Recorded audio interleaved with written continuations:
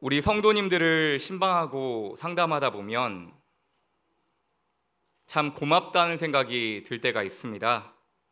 그냥 살아와 주셔서 고맙다라는 생각이 들 때가 있어요.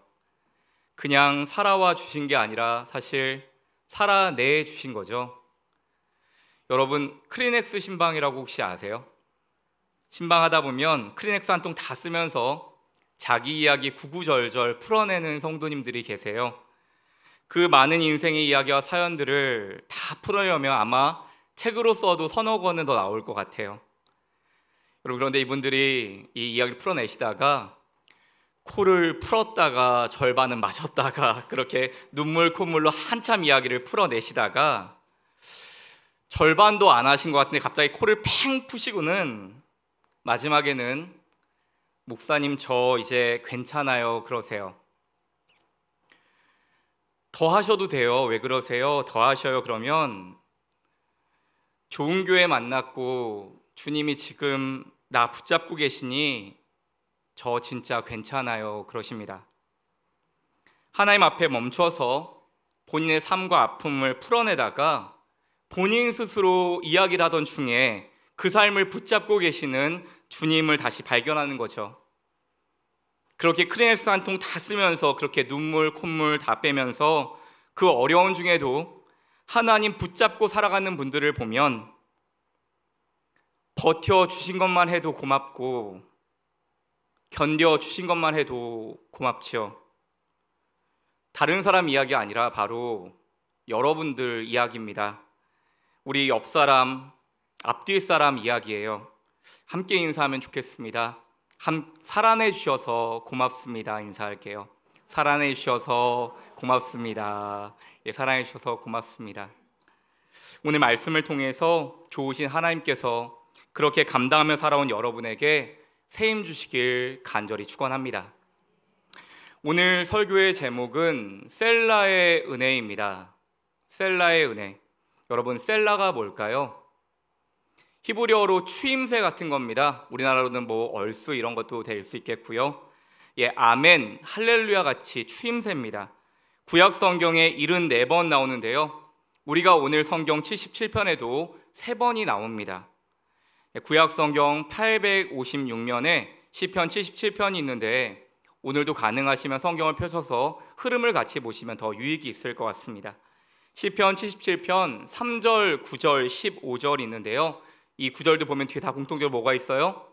셀라가 있죠. 마지막 15절만 우리 함께 읽어보겠습니다. 15절입니다. 시작. 주의 팔로 주의 백성 곧 야곱과 요셉의 자손을 속량하셨나이다. 아멘. 사실 셀라는 괄호 안에 있어서 굳이 안 읽으셔도 되는데요. 미리 말씀 안 드린 건 여러분이 한번 이걸 고민해봤으면 해서 말씀 안 드렸습니다. 정확하게 말씀드리면 이 셀라는 시편에 나오는 음악 용어입니다. 시편이 원래 노래잖아요. 곡조 있는 기도 찬양인데 셀라는 여기서 쉼표의 역할을 합니다.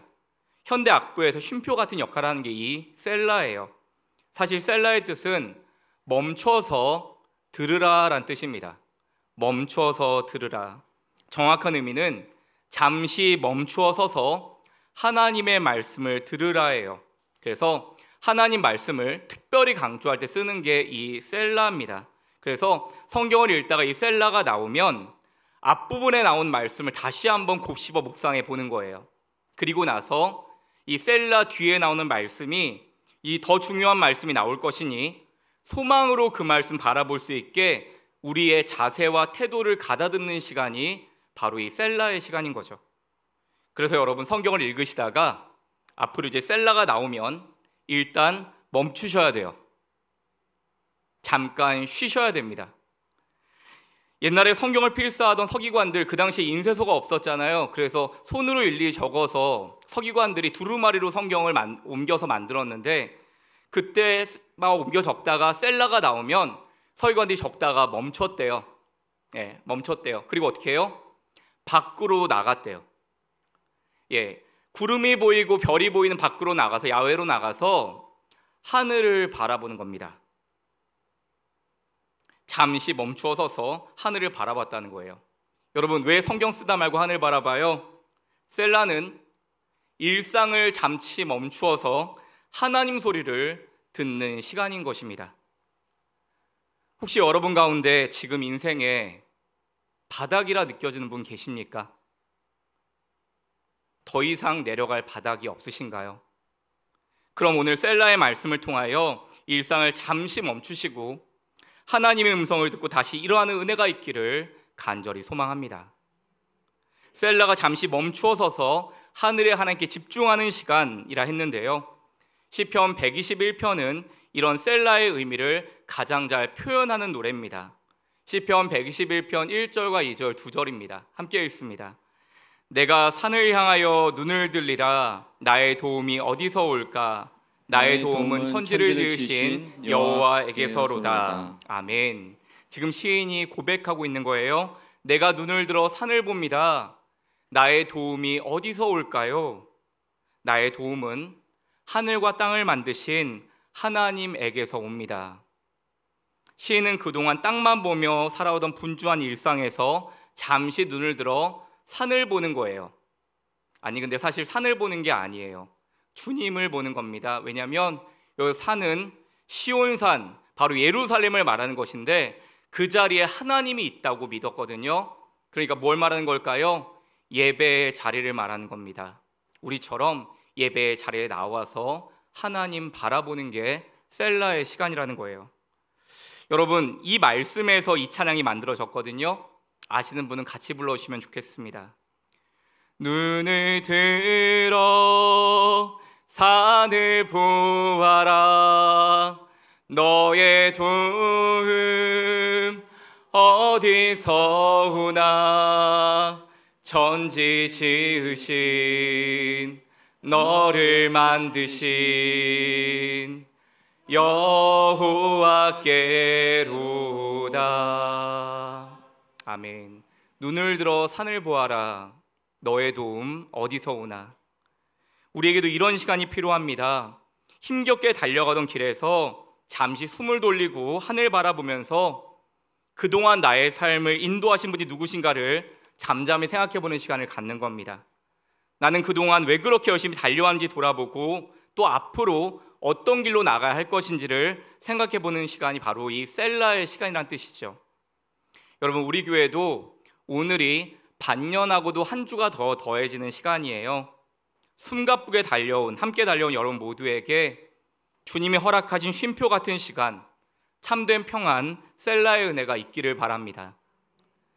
오늘 본문인 시편 77편의 표절을 보시면 아삽의 시 인도자를 따라 여두둔의 법칙에 맞춘 노래라 기록되어 있습니다. 이렇게 하시면 돼요.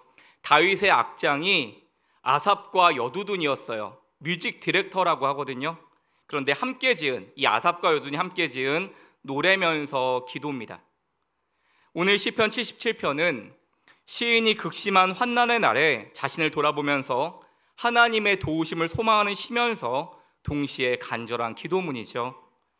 오늘 본문 1절과 2절이 이 시편 상황을 잘 그려주는데 먼저 시편 77편 1절입니다. 함께 읽습니다.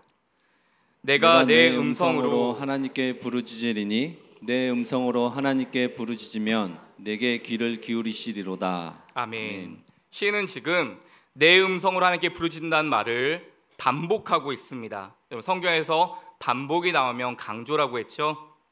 그만큼 간절한 부르짖음이란 강조기도 하고 그만큼 지금 상황이 처절하고 고통스럽다는 의미이기도 합니다. 여러분, 기도를 정말 많이 하시는 분들이 하시는 말씀이 정말 간절하게 부르짖다 보면 허리가 끊어질 것처럼 아프대요. 죄송해요, 저는 아직 그렇게까지 기도 못 해본 것 같아요. 정말 간절히 기도하면 허리가 끊어질 것처럼 아프다고 합니다. 그런데 그럼에도 이렇게 부르짖는 기도를 멈출 수가 없는 것은 허리가 아픈 것보다 지금 내가 처한 이 상황이 더 아프기 때문입니다. 우리 교회는 세임기도회 시에 개인기도 들어갈 때 기도 찬양 음악을 좀 크게 틀어놓습니다. 어떤 분들은 음악이 너무 커서 좀 불편하다는 분도 계시는데 기도할 때 찬양 소리가 크게 느껴지신다면 내 삶이 그래도 좀 평안하다고 생각하시면 됩니다. 왜 크게 트는지 아시죠? 음악 소리 핑계대고 그 소리에 묻혀서 소리 좀 지르고 우시라고 내 옆에 있는 사람도 내 우는 소리 못 듣도록 그렇게 음악 소리에 묻혀서 부르짖고 울고 나면 살 힘이 생기니까 그렇게 부르짖고 우시라고 틀어놓는 음악이에요. 우리 교회가 그렇게 환난당한 분들, 마음껏 부르짖고 울고 싶은 분들 실컷 울 수 있는 피난처 같은 교회 되길 소망합니다. 그런데 여러분, 우리가 아무리 열심히 신앙생활하고 아무리 간절히 부르짖어 기도하더라도 그걸 받아주시고 들어주시는 분이 계시지 않는다면 그건 정말 허무한 일입니다.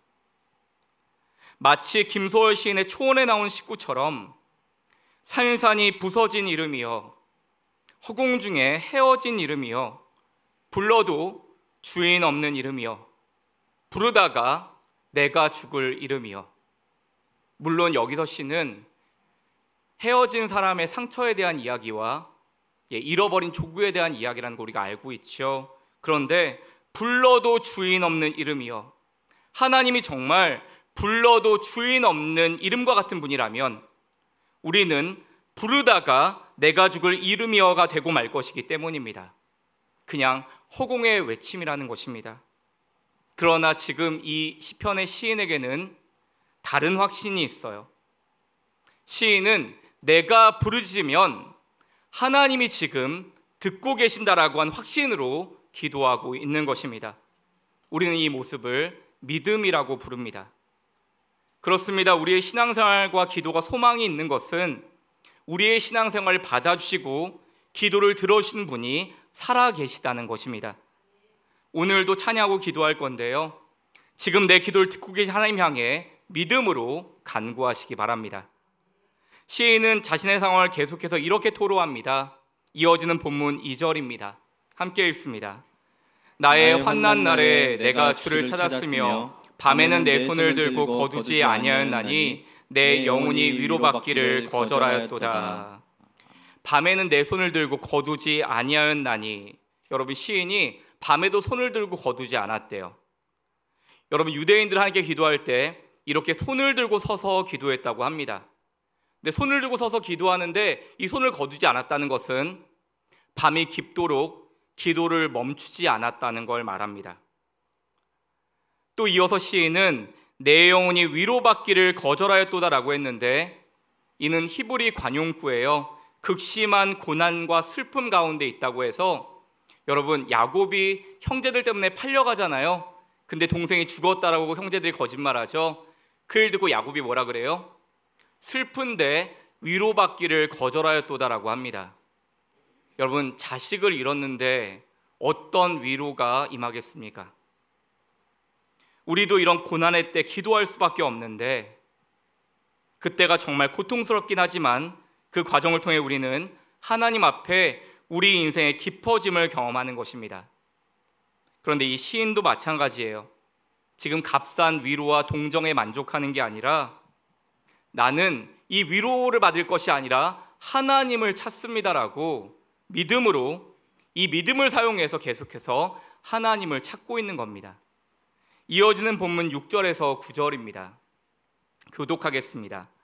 밤에 부른 노래를 내가 기억하여 내 심령으로, 내가 내 마음으로 간구하기를, 주께서 영원히 버리실까? 다시는 은혜를 베풀지 아니하실까? 그의 인자하심은 영원히 끝났는가? 그의 약속하심도 영구히 패하였는가?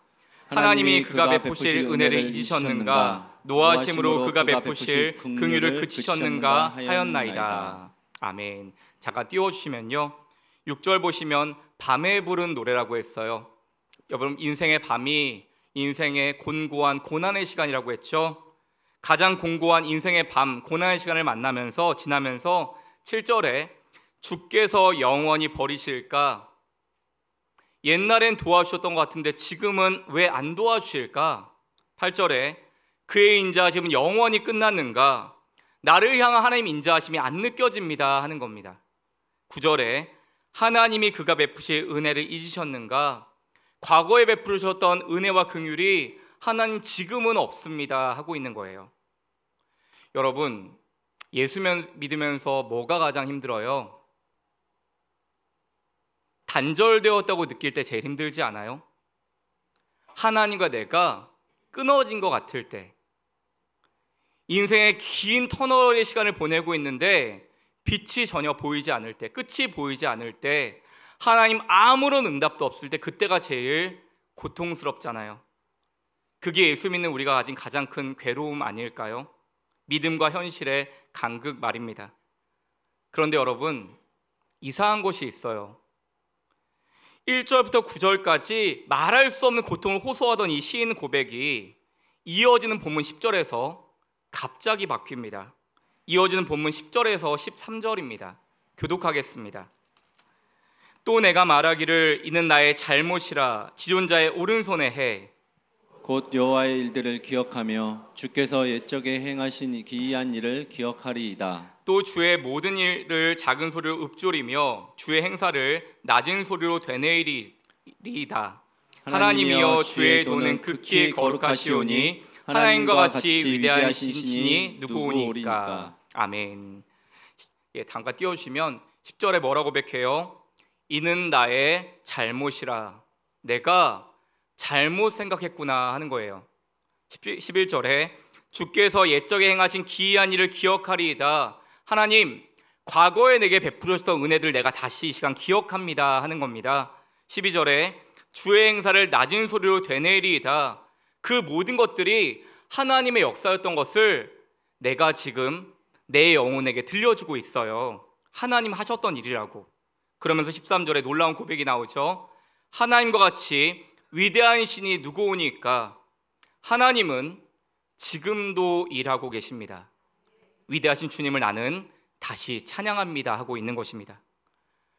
다중이도 아니고요. 갑자기 찾아온 이 시인의 자세와 태도의 변화는 과연 무엇 때문일까요? 눈치채셨나요?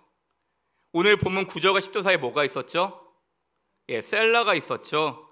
9절과 10절 사이에 셀라가 있습니다. 색깔 글씨만 함께 읽어볼게요. 하나님이 그가 베푸실 은혜를 잊으셨는가? 셀라, 이는 나의 잘못이라. 이렇게 바뀌는 겁니다. 셀라는 멈춰서 들으라라는 뜻이라고 했죠. 멈춰서 들으라. 그래서 셀라가 나오면 잠시 멈추어 서서 하늘을 바라보라고 했잖아요. 하나님 앞에 잠시 멈추어 서는 시간. 1절부터 9절까지 내내 인생의 고난과 아픔을 토로하던 이 시인이 이 셀라의 시간을 통하여 주님 앞에 잠시 멈추어 서는 겁니다. 저는 이것을 주님 앞에 머무름이라고 표현하고 싶어요. 주님 앞에 머무는 시간.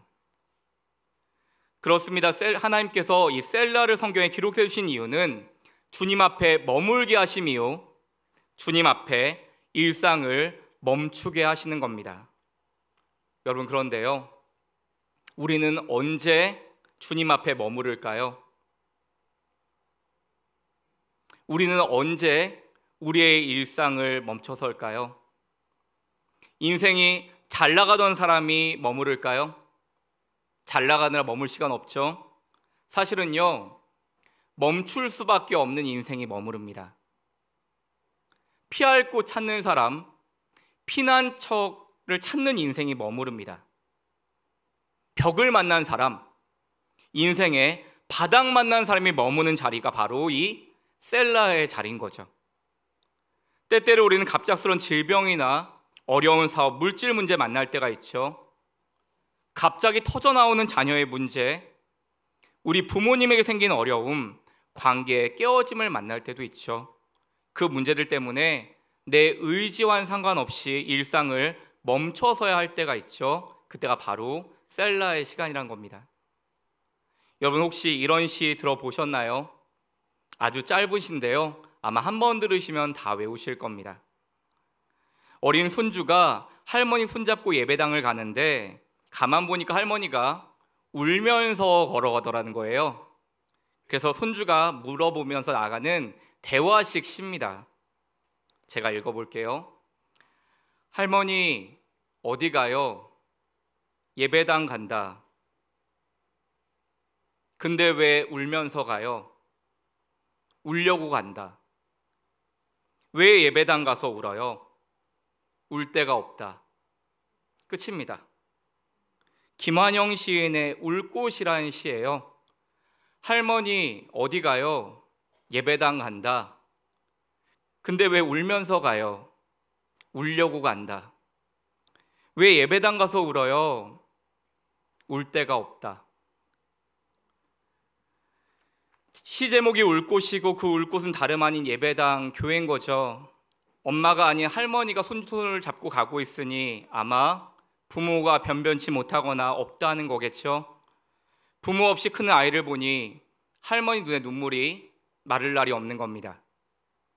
나 이제 나이 들어 곧 죽게 되는데 다 키우지 못한 아이는 누구 손에 갈 것이며, 살아온 세월 생각하니 눈물만 나는데 누구 하나 붙들고 하소연할 사람 하나도 없다는 겁니다. 그래도 이 할머니가 예수 잘 믿는 할머니였던 것 같아요. 손주 손잡고, 주님요, 이 아이 기억해 주세요. 주님, 내가 떠나도 이 아이를 떠나지 말아달라고 그 울 곳에 데리고 가서 이 할머니가 우는 거 아닙니까? 여러분, 우리 부모님들이 저와 여러분을 그렇게 다 울어서 키운 거 아닙니까? 그런데 이제 세상에는 울 데가 없어요. 우리 교회, 우리 예배가 주님의 품, 그런 피난처 되길 소망합니다. 이 시에 나오는 할머니도 손주와 함께 어떤 시간을 보내고 있어요? 셀라의 시간을 보내고 있는 거죠. 주님 앞에 머무는 시간 보내고 있는 거죠. 주 안에 있는 나에게 딴 근심이 있으랴. 십자가 밑에 나가 내 짐을 풀었네. 주님을 찬송하면서 할렐루야 할렐루야. 내 앞길 멀고 험해도 나 주님만 따라가리. 주 안에 있는 나에게 딴 근심 있으랴.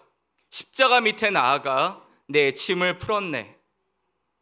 일상이 다 멈춘 것 같은 그 셀라의 시간이 더는 나아갈 수가 없어서 서럽고 아프게 멈춰선 그 시간이 오히려 하나님을 새롭게 발견하는 시간이 되는 것입니다. 주님을 찬송하면서 할렐루야 할렐루야, 내 앞길 멀고 험해도 나 주님만 따라가리. 선하신 하나님, 나를 이대로 두지 않으실 하나님, 살 길을 예비하신 하나님, 하나님 앞에 머무름을 통하여, 하나님 안에 머무르는 시간 셀라를 통하여 우리는 자신에게 처해 있던 상황, 자기 연민을 벗어나서 다시 하나님께로, 다시 주님의 선하심에 주목하는 시간이 바로 이 셀라의 시간인 것입니다. 주님 앞에 멈춰선 우리가 여전히 주님 안에 있음을 발견하고 확인하는 시간이 바로 이 셀라의 시간인 것이죠. 그런데 여러분, 이 셀라의 시간이 멈춰서 들으라라고 했죠. 멈춰서 들으라. 그런데 사실 이 셀라의 시간은 우리가 하나님 소리를 듣는 시간이 아니에요. 하나님이 우리에게 말을 걸어오시는 시간인 줄 믿습니다. 주님께서 나에게 말을 걸어오시는 시간, 일상을 멈추고 주님 앞에 머물러서, 아니 주님 안에 머물러서 하나님 다시 주목하여 볼 때 우리를 살게 하시는 복음, 주님의 살아있는 음성을 다시 듣게 하시는 시간, 하나님 말씀이 다시 살아있는 하나님의 말씀으로 들리게 하는 시간이 이 셀라의 시간인 줄 믿습니다. 한 가지 이야기를 들려드리면서 말씀을 맺으려고 합니다. 지난 주일 다윗 이야기를 들려드렸죠.